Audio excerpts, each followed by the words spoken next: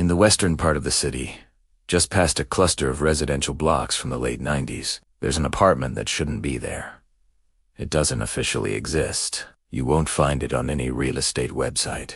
It has no registered owner, no rental history, no paper trail tying it to a person. And yet, this ghost unit haunts the city's infrastructure. It appears again and again in the utility documentation. On electric load maps, it's a tiny, persistent blip. On water pressure diagrams, it's a constant, gentle pull. Emergency shutoff schematics for firefighters even have a place for it. Always the same unit.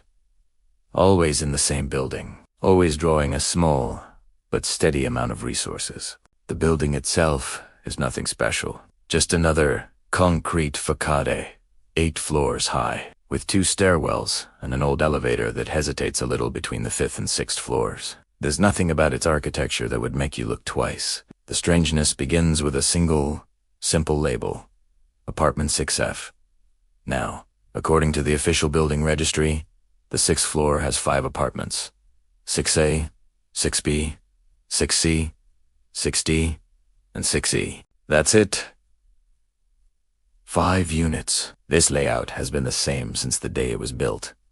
The original blueprints confirm it. Every renovation permit filed over the decades confirms it. The fire escape plans posted on the walls confirm it. There is number 6F.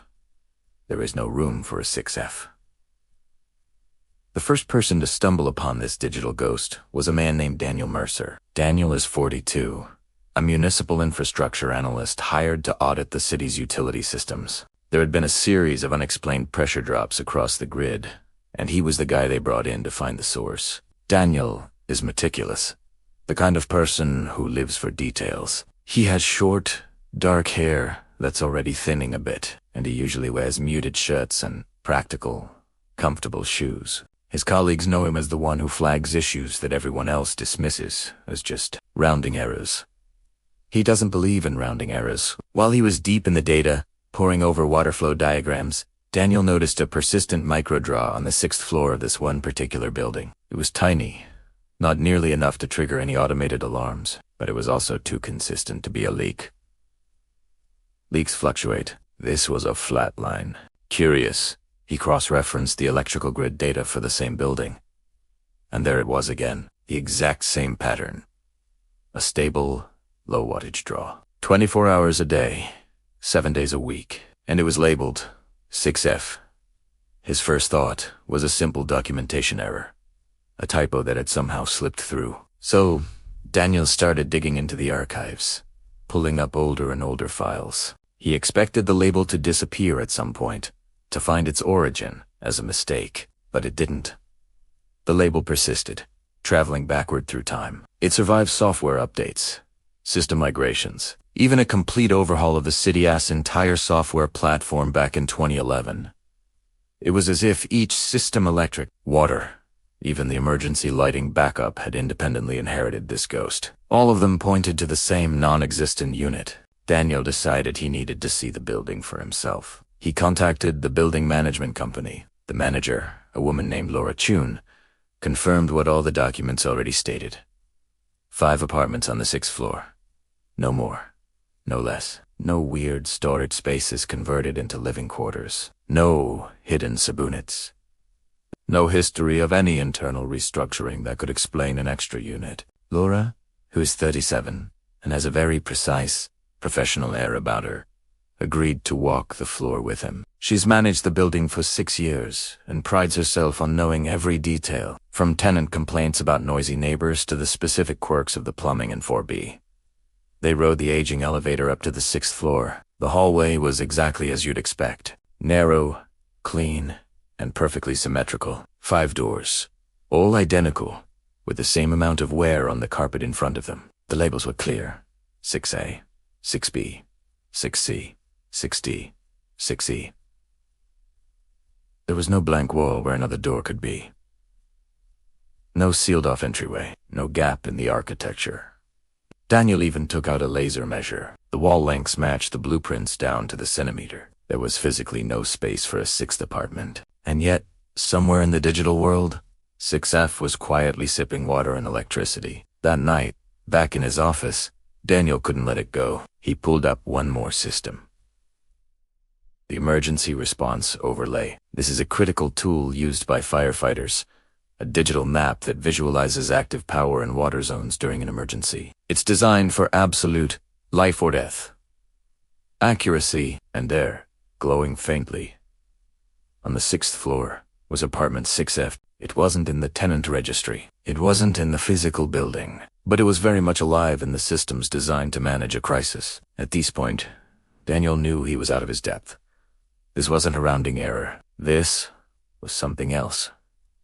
Entirely. He wrote up a detailed report on the anomaly and escalated it up the chain of command. His request landed on the desk of Marcus O'Neill, a senior systems engineer. Marcus is 51, with 30 years of experience designing and maintaining municipal grid architecture. He's a big guy, tall and broad-shouldered, with deep lines etched into his forehead from a lifetime of concentration. He has seen every kind of data error, every glitch, every ghost in the machine you could imagine, but he had never seen one this stubborn, this consistent, this real. Marcus didn't just review Daniel's work. He tore the entire system apart from his end. He meticulously traced the load paths for electricity and the flow paths for water. What he found was baffling. Whatever was drawing power and water as 6F had its own clean, dedicated routes. The data wasn't ghosting from an adjacent unit. It wasn't a signal bleed or a sensor malfunction. The system wasn't confused. It behaved exactly like a legitimate physical apartment, with its own unique signature. The investigation had reached a turning point. The question was no longer whether apartment 6F existed. In the cold, hard logic of the city's interconnected systems, it absolutely did. The real question, the one that kept both Daniel and Marcus awake at night, was why? Why did the systems believe it existed? What was it?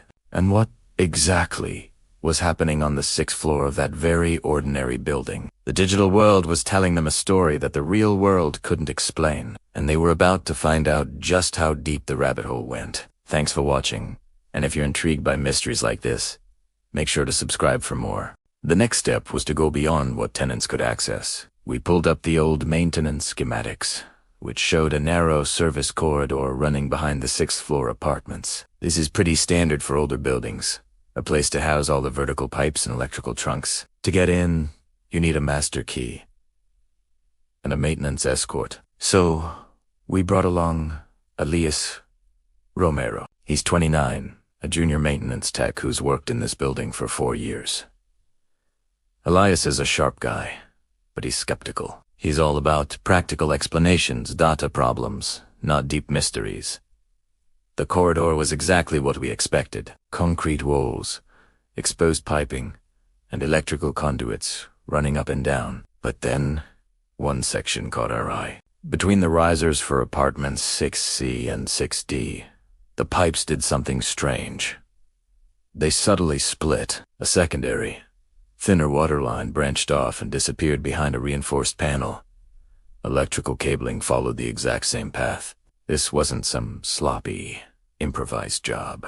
It looked like it was installed during the original construction. The panel itself was completely unmarked. No handle, no maintenance label, nothing. When Elias ran a thermal scan on it, the panel registered just slightly warmer than the surrounding wall. It wasn't enough to suggest heavy usage, but it was enough to suggest occupancy. This sent Marcus digging through the city archives for old construction photos. In the earliest images, taken when the building was just a frame, there was a clear rectangular void in that exact location. But in later photos, it was sealed up. There was no documentation explaining why. City permits from that year just mentioned a layout adjustment, but no revised plans were ever attached. It was a dead end. Over the next few weeks, Daniel decided to track the usage patterns more closely. The water draw for this ghost unit increased slightly at night. The electricity peaked in the early morning hours. And strangest of all, the emergency lighting circuits for 6F remained live at all times. The patterns looked just like someone was living there, but there was a huge problem with that theory. No waste output was ever detected. No sewage flow, no trash disposal records. Whatever 6F was, it consumed resources. without producing any traceable residue. It was like a black hole in the middle of the building. Eventually, this bizarre anomaly made its way to the fire department's technical division. Fire safety systems demand absolute accuracy. A false unit, a phantom apartment, could completely compromise evacuation plans in an emergency, so they ran simulations. And this is where things went from strange to truly baffling. In every single model they ran, removing 6F from the system caused catastrophic instability. We're talking load imbalances, pressure misalignments, and cascading errors that rippled through the entire building's infrastructure. It was as if the system required 6F to remain logically intact. Removing it created a gap that the building's very framework could not handle. After all this, no attempt was made to open the sealed panel.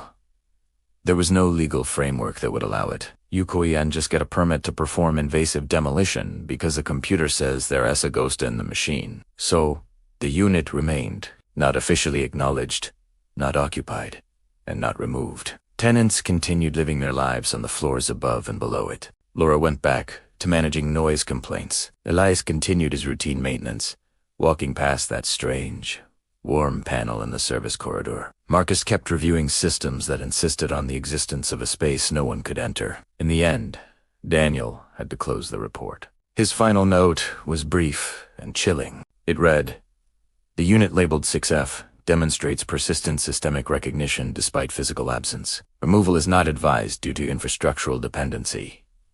Today, that building still draws resources for a 6th apartment on the 6th floor. No tenant has ever signed its lease. No door has ever opened onto its hallway. Yet, across the city's invisible network of pipes, wires, and data streams, apartment 6F remains active.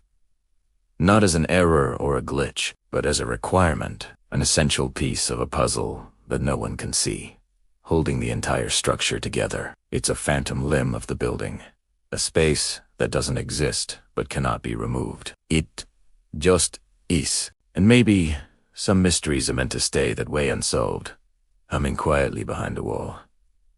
Thanks for watching. If you enjoy diving into these kinds of urban anomalies, make sure to subscribe for more.